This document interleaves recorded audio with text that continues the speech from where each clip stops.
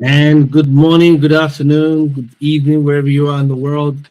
Welcome to another special issue of the Broken Not Shut Up podcast. This is your host, Ike O, and my guest who has been here before and very, very graciously welcome back to the BNS podcast, Miss Amanda Ramsey. Hey, Amanda, how are you? I'm great. How are you? Thank I'm you doing well. so much for having me back. I'm excited. Good, good, good. How's life been treating you since we last saw you? Life has been interesting, but really good, though. No Awesome, complaints awesome. at all. There you go. So this time around, you'll be our last guest for Women's Empowering Month. Okay. And I want to first of all, again, like I've done all throughout all my sessions this month, I want to thank all the women in the BNS podcast and the BNS family to say kudos to all of you and kudos to you, Amanda, for the work that you've been doing and just holding up the fort out there in California. Yes. And then let me use this opportunity to say kudos to all the women in my life, from my mother, who's 92 years old, all the way to my daughters and um, all the women who have empowered me over the years, my friends, my partners, people who are very dear to my heart. I just want to thank all of you for just showing up as moms, showing up as women, showing up as young ladies and young girls. And the world would not be the same if there was no woman in it. Trust me, I'm a knucklehead man, and I know there are a lot of knucklehead men all over the places. We would not be, we would not be functioning if we didn't have women in our lives. And and for all the women who have not been that great of a woman to the men in their lives, please, it's okay to make some changes and be nice to them if they're Yeah, if they're deserving. And sometimes they might not be deserving. Okay, let me that's cut true. out before I get in trouble. Right, right. Anyway, Stop while you can. yeah, exactly. You know what I'm saying? What are you talking about, man? So Amanda, um, you since the last time we saw you, a lot has happened. The focus of today's podcast is discussing the challenges of single motherhood and what single moms have to go through. My team were wondering why I decided to go that route. I've noticed over the years, especially living in this part of the world for the last 27 years or so, that uh, there are a lot of women out there who are doing this all by themselves. Hmm. Some were by design, others not by design. Either which way, it's a very important factor. But I've also seen that it's not the easiest thing for a woman to be male and female at the same time. True. That there's a lot of challenges around it.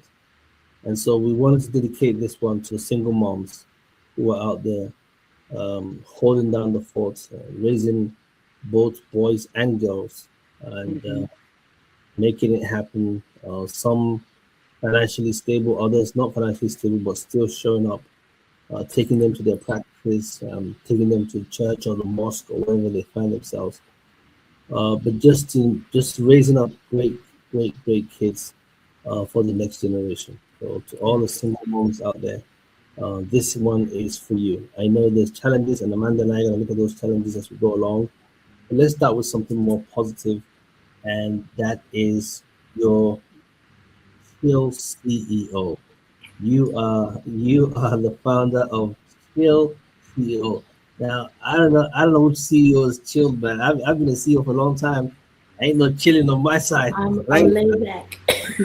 I gotta I gotta pay those bills, So, but Hey, I understand. tell us about this Chill CEO. Sure. I like to call it like my two-word brand name or my nickname, but it basically means that you can have an ambitious life and build a business without burning yourself out in the process. I believe that ambition and rest do coexist.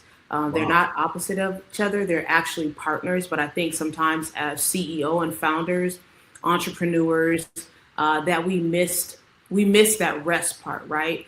We're like you said, we're hustling, we're doing our thing, we're building empires, making that money. I'll sleep when I'm dead. Uh, but we oftentimes don't have strategic rest implement it in our strategic plan when we're growing a business, or even if you're a creator or an influencer. We have to be very aware of what our body needs. And in order for us to have a sustainable business, we need to implement rest so they can coexist together, ambition and rest. Wow, I like that. Ambition and rest can coexist in the same place.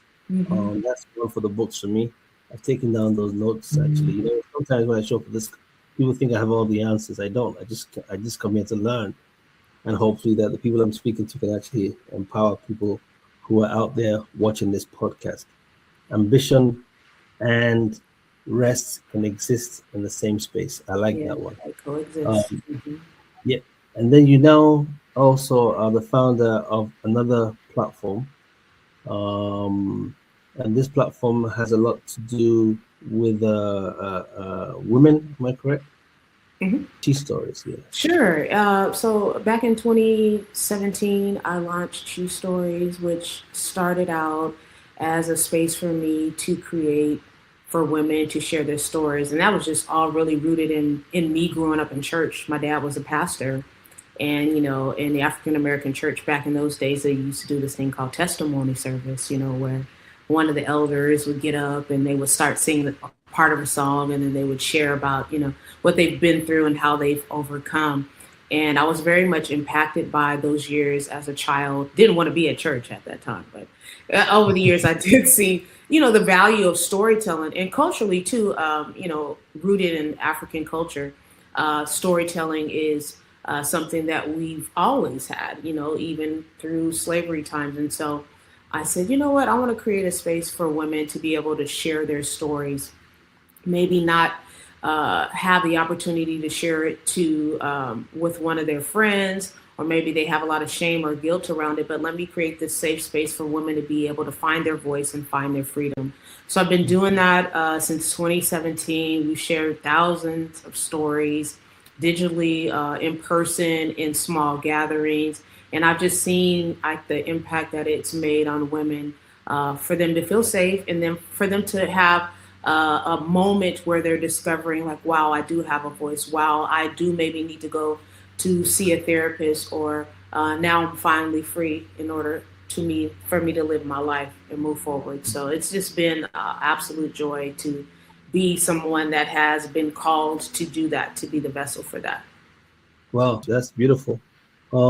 Storytelling is part of our culture as people of African descent.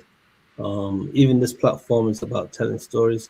It's about having people come in and share their stories. I remember your story when we first met you, and now we're telling a different story altogether, and it's all about those stories being told over and over. And the essence of telling those stories is to empower other people who are listening, so they can also tell their own stories and empower other people. And that's it. Yeah, awesome. So, what stories can you tell us that stand out for you? Which ones can you say? Okay, in the last what you've been doing this for almost 7-8 years Almost now. 9 years, yeah. 9 years, exactly. Yeah. So there must have been a couple of stories that stand out for you. Definitely. This is so interesting. There's one particular storytelling night. It was, I theme all the storytelling nights. This one particular was about domestic violence, because, I'm a survivor of domestic violence, a thriver. But that particular night, there's so many memories attached to it. I remember most times I'm greeting everyone when they're walking in and they're checking in, and a man came, and he's like, hey, am I at the right place? And I was like, yeah. He's like, my ex-girlfriend bought this ticket for me. She told me to come to this event. I said, oh, that's interesting. Right? Okay. Yeah. I said, that's very interesting. He's like, is it okay that I come? Like, I was like, listen, we don't do any male bashing here. We love everyone. You're more than welcome to be in this space.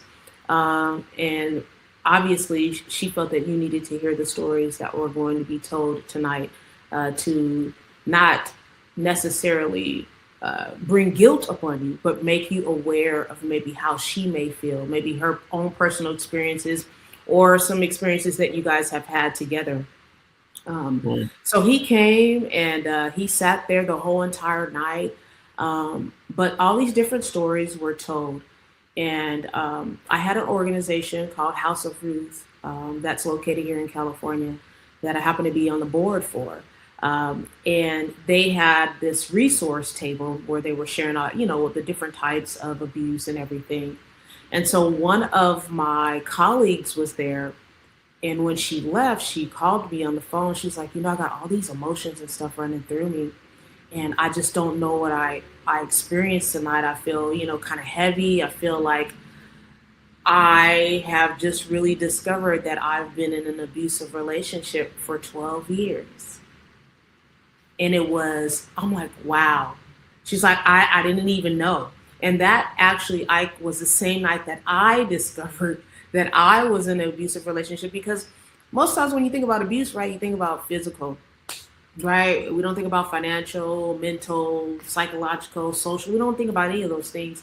And so that night, I think, the stories that were told woke me up, helped me to find my way, helped her to find her way, helped that gentleman that was in the audience discovered, what he may have done to his girlfriend or what she may have experienced in the past. So it was such an impactful night, very empowering and very inspirational for those that were sitting in the audience to really understand what it looks like. And it's different for everyone.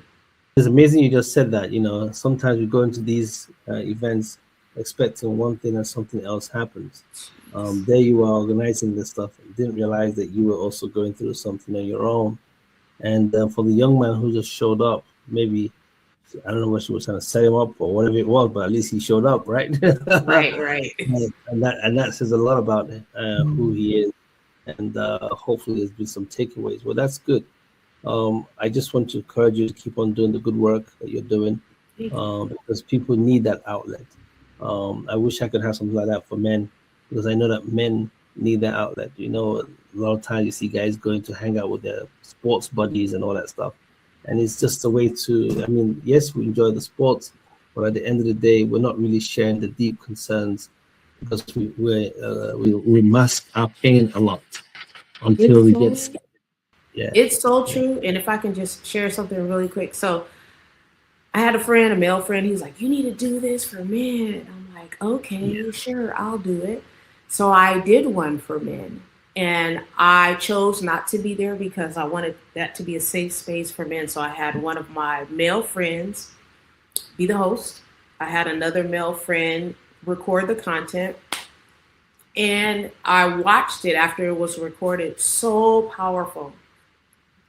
So many men talked about how it was a life-changing experience for them, how they were able to really find their voice and process their emotions and discover there are some things that they've been holding in their heart that they were very ashamed of. And I agree with you. Men need that space, that it needs to be a safe space for them. And I hope that, one day I can find a man to partner with to do that, because it's just needed. It really is. Yeah, it really is. The society needs it, especially men of color. Our own orientation is different. You can't cry. Crying is a sign of weakness. You can't speak up. No one's listening, And so you bottle everything in unto the point of imploding in most cases. So if we can have an outlet where we can feel safe and not be judged when we open up ourselves, whatever making sense or not making sense, just give us that forum where we can actually do that. Maybe that's a good idea. Maybe I'll just have a whole session of guys coming in and talking. You should. Podcast, yeah. But let me know how it goes. They're not going to open up. That's the problem. They're like, I ain't say nothing, man. So but see, what you should do is, what I did is I had one guy tell his story, and the host was talking and having conversation back and forth. And even though it was only one person, the men that were sitting in the room were impacted by the story. And then they begin to open up, and at the end, they were sharing. So I think it works better like that if it's just like, one specific person, because like you said, they were like, nah, man, I'm not going to do that. I think what happens is, once the person starts sharing their story, they can start to connect and relate to the story that is being told. Wow. All right. So let's go back into single momhood. Um, I know it can be very scary being a single mom. Actually, someone called me yesterday and was telling me about some young lady that I've known for a long time um, that just turned 18 and has her first baby. And when you hear something like that, it's very concerning, Mm-hmm. because that's unless she has big plans and she's very intentional, that can easily throw off any young girl at that young age, to start going into motherhood when you're not prepared. Uh, Mm-hmm. what would you say are the biggest challenges most mothers or single mothers go through in this part of the world and most likely other parts of the world? I think as a single mom, you lack support, financial support, emotional support. I think those are two of the biggest things that they experience. Because imagine, like, I'm thinking about this 18-year-old young woman that had a Hmm. child. Literally, your whole entire life has changed. Like every plan that you had for yourself sometimes feels like it's down the drain. And you're trying to figure out, how am I going to navigate my life raising a child? And maybe I don't have the support of, my partner, or, the person that's the father of the child. What am I going to do? Hmm. Hmm. And it's incredibly hard to see what your life is going to look like in the future when you're faced with this 8-pound bundle of joy Hmm. that maybe Hmm. not feel like joy, Hmm. Hmm. especially when it's not planned. Yeah, yeah, yeah. You know? Yeah, it's So hard. yeah, so outside of the financial challenges that most of them face, um, how do you think, if you were to advise a room full of single moms, what would you tell them? How would you suggest them how they should navigate those barriers and those challenges? Well, I definitely think it's important for you to have community when you're a single mom, because you need the support. Um, it's very ironic that you asked me to even be on here today, because I've been known to open up my house for single moms. I've had two, three single moms at one time living in my house with me because I was a Wow, single mom. wow. Some of them had two kids, others just had one. But I think having that community is important, because if you have a community of support, that'll allow you the space to still be you. And I think we get lost when you're a single parent. You lose yourself in that, Mm, because everything that it feels like everything that you desire or you want to be gets lost along the way. So if you have a community of support, somebody that understands the journey, they can maybe help you by babysitting, right? okay, yeah, that's Giving you big. that night out that you need, or Yeah. giving you a break so you can like clear your mind, or think about your next steps in your life or your business. I think that's a very key thing that is needed, is to have that strong support, and a lot of people don't. They don't have the support that they need to navigate the journey of single motherhood. Hmm. Um, is it because people don't embrace single motherhood that they don't step up to support them? Or is it just out of the fact that um, most single mothers are very protective of their loved ones and might not want people to come into their space? Just a question I'm thinking about, because I know that most of the times, especially when it's done out of pain, Hmm. maybe there's been a divorce or a child out of wedlock and there was nobody there to support. So she's already experienced some level of trauma there already. And so she kind of shuts down.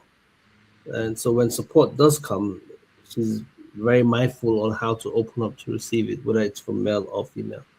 Right. I believe that. I think that if you've been through some trauma and you find a community that really wants to support you, it takes some time for you to like tear down those walls Hmm. in order for you to receive that. But I also think sometimes single moms don't want to be a burden on other people. You know, I've already asked you to watch my kid last week, and now here I am asking you again to watch my child. And childcare is super expensive, especially if your Yeah. child is in diapers. You're looking Mm. at paying $2,000 a month for Mm. full time daycare. Yeah. So it's just like it's a song and dance. It's like I don't want to be a burden, but I really need it. Right. So it's really hard. So single motherhood in most of society, I would suggest, and that's just my observation, I could be wrong again, they go unnoticed, Hmm. right? The sacrifices they make go unnoticed. Um, what do you think is the reasons? It just can't be one reason why these sacrifices go unnoticed. I think because people will say, "Hey, you have the baby, so that's your job." Mm. You know what I mean? Like they're like, "So we're supposed to feel sorry for you, or you Mm. chose to have that baby, so that's your cross to bear, so to speak. Not a But, cross, it, but but I just use that as an example." but Amanda, if you remember back in the day when something like that happened, people rallied around each other and provided that support. What has The changed village, between now the and village then? don't exist like it used to. Yeah, that's what We, it is. we come from a generation, where the village existed, right? You think Yeah. about the 60s and the 70s, where you think about especially specifically in the Black community, when you had businesses and churches and people were thriving and helping each other out and all that. But over the years, I've seen that the village has diminished.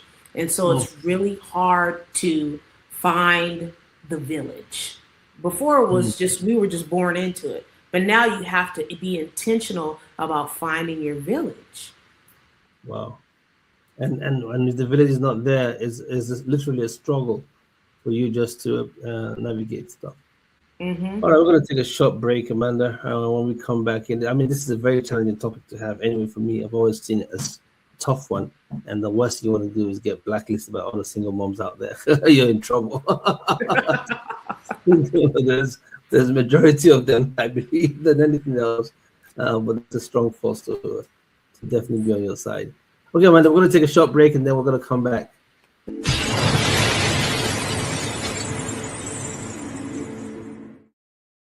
And we are back to the second version of the Broken Not Shattered podcast. Amanda Ramsey is my guest again today. Amanda and I were just having a chit chat and talking about single motherhood and the challenges most mothers go through. Amanda, thanks again for gracing the show, the podcast with your presence. Earlier on, we were talking about, why does it appear that the sacrifices of single mothers don't seem to be appreciated much in the community. And you said the problem is that we don't have a village anymore, we don't have a community anymore, and that's a big one, and that's why most of the time those sacrifices go unnoticed. Hmm. Um, let's talk about the absentee fatherhood. Mm. Men who are not present in the lives of their children. And I'm not saying men who are married and at home, so no one comes after me after that. I said men who are not present in the life of their children, because you can actually not be married to the mother of your kids, but Hmm. still be present in the life of your children, especially in this part of the world where we live in. Let's talk about absentee fatherhood. What is the reason in your mind, as a woman and as a single woman, that you seem to find out these men don't want to show up and be there for their kids? It could be a number of reasons. Because we have to look at both sides, right? It could be that this man is just not ready to be a father. He didn't choose it. It wasn't the right timing in his life. And so he doesn't feel the need to stay connected to his child. That could be a reason. It could be the way that this person grew up and what they saw in their home of what a family looks like. So maybe their father wasn't there, so they really don't know how to be Father. there and present for their child. Not an excuse, definitely not an excuse, but that could be a factor why. And I think that's probably one of the biggest things is that You know, sometimes we date and marry individuals and divorce individuals that maybe didn't have a father in their life. So maybe they wasn't raised to learn how to be a good father or have examples of being a good father for their children. So that could be a factor as well. I just think some people just don't want to be a dad. I don't want to do it. Mm, mm. And then they leave the burden for the mother to carry and to bear. Right. Because in the same token, a woman can say, "Oh, you know what? I don't want to be a mother. I don't want to be a single mom," and she could also walk away. But most times, the way women are wired and the way they've been created by God, they will always, most of them, in most cases, always step up and take care of that challenge and that responsibility. I remember when I first moved into this part of the world, I couldn't understand why the voice of the African American woman or the black woman was more powerful in the settings than the voice of the black man. I was Mm, it messed up with me and everything I known because the voice of authority in my world growing up was always that black male figure or that male figure mm, as the head of his household and protecting his family and protecting everything else. But then once there's a vacuum, somebody else has to step up. And in this community at that time, it appeared to me that it was a lot of single mothers who were the voices of authority. And so when a man speaks, those kids cannot identify with that voice. But when a woman spoke, they could relate to it because that's the voice of mom at home, right. voice Hmm. of in the family circle. So I had to learn or relearn that the voice of authority, and especially in the African American community, True. at that time was the voice of the mother. Um, but yeah, I hope that as we go along, we'll find that balance so our kids can also feel the presence of having a man and a woman, because that was God's original intent, if nothing else. Your Yeah, take on and I think so. I think so too. Like historically, when I look at the black community, and when we think about everything that happened to Black Americans, specifically when we think about slavery, the that dynamic of the family was literally torn apart, and so Black women have always been like the person that's held the family together. You look at grandmas and that? aunties, Mm, and you don't have the man in the home, and so I think that we've just grown throughout the generations just to be that backbone of the family. And like you said, I hope that moving forward in the future that we will see more family units that do include the husband or the partner in the home, or just that they're able to co-parent with one another so that the yeah, child can see a healthy relationship, and so that the child doesn't develop any hurt, pain, or trauma that will mm, lead mm, to a mm. mental health concern. Wow, that is so on point. I like the way you said it. Uh, Piggyback on that, then let's talk about mental health because that was the last thing you just said there. Um, what would you say would be a few tips that you might have for a single mom to protect her mental health? Mm. Well, we talked about community. That's very important. I think that it's important for single moms to have self awareness, to know when you feel like you are drowning, and for you to reach out for support and help. And that could be your community, that can be someone in your faith community, but Mhm. specifically with a mental health professional. And don't be afraid to reach out to someone for support, to help you through your journey. Because as a single mom, it's hard, it's tough, right? And you might be depressed. You might have experienced anxiety or panic attacks because everything is just too hard and all the pressure is just Yeah, too much for you. So it's important for you to really seek out the mental health support that you need while you're on this journey. And there's nothing wrong with reaching out for help. yeah, I agree. I tell people it's okay not to be okay. Yeah. If you need the help, reach out for help, grab the help, and make the best use of the help. We need you around wherever you are. If you're listening to me, this word is for you, mother, for you, single moms out there. Please, please, please. find out time to take care of yourself and make sure your mental space is well protected. Whether it's exercise, whether it's yoga, going for a walk. In some cases, if you have the resources, going shopping, or in some cases, window shopping, hanging out with your girls, going out for a drink, whatever it takes, just go out there and find that clarity because it will definitely help elevate a lot of stress on you and help with the well-being.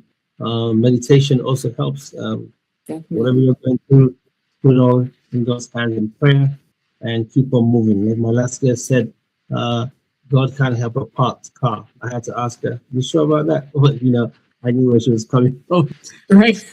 He can definitely move anything, man. If he can move a mountain, he can move a parked car. But I knew where she was coming from. But yeah, so just let's stay focused, let's stay busy, and you don't have to change or start something new at the end of every new season. You can just new season, but I'm going to be consistent in what I'm working on, and until you find that big break. I don't know who's out there that I had to share that one with, but stay consistent.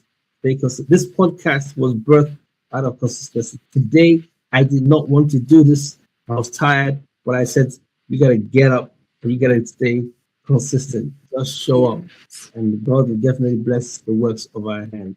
We're wrapping up the show. Amanda, I have a question, one more question for you, and then we're going to give you the drop-off question. The drop-off question you will definitely enjoy because I don't know what she was thinking when she asked that question, but I'm glad it's a woman and not a guy. All right. So this is the question from the crowd that someone said to me. Ask Amanda, what would she say to a single mother who feels overwhelmed right now? Okay, there, Amanda. It's your time. Look at the camera. Speak to any single mother who feels overwhelmed right now. Wow. If you are feeling overwhelmed right now, take a moment to pause and really just sit with yourself. And like you mentioned, meditate. Even if you can put on some type of meditation music or some soundscapes to just help you to regulate your nervous system, because your nervous system is dysregulated. You feel like you're out of control. So if you can take a moment, if you can just walk into the bathroom just for a moment and just relax and take some deep breaths and inhale, exhale, or if you can just take a walk, those moments will be very helpful for you when you are overwhelmed. That will help you to regulate your nervous system. Wow. Thank you and well said. All right. So the drop-off question last week. This is what we do. We started this thing almost over a year now. We asked the last guest to give us a drop-off question, and today's guest will now have to answer that question. Last week we had a guest from London, and just for the record, shout out to Buchi. Happy belated birthday. We just found out after the show that the next day was your birthday, so hey, happy belated birthday from the PNM. Yeah. So he asked, and let me read it so no one can say I made this up. What do you really think about BBLs? That was the question. And I said, oh my word, hopefully it's going to be a woman on the show because I don't know how you're going to ask a guy that question and he won't get in trouble. So now it is your call. Miss Ramsey, the question was, what do you think about BBLs? Well, I think that if you want to have cosmetic surgery to make you feel good about your body and it's a form of beauty treatment for you, I think it's okay. I think that sometimes people go a little bit too far, which may lead into body dysmorphia. So I think when it's done gracefully and it looks like your natural body, I think it's okay. Well, there you go, guys. Ladies, you have it from Ms. Ramsey, who is the CEO of Chill CEO, right? So, and she is the founder of Cheese Stories. That's Cheese right. Stories. Yeah. And so she's all advocacy for women. And she said, if that's what you want to do to yourself, just to do it gracefully, and it's okay. Who am I to say that? But she said it, and we'll take it on. And then now, Ramsey, it's your time. give us your own drop of questions and wrap up the show. So, what's your question for our next guest? Wow, you threw that one at me. Any question? Most likely it's gonna be a guy. I think so. Yeah, most likely it's gonna be a man. This is the last show for women. Okay. But next month it's gonna be there. Okay. Well, I'm gonna ask a question that's close to what I do, and the question is, what's your excuse for not resting?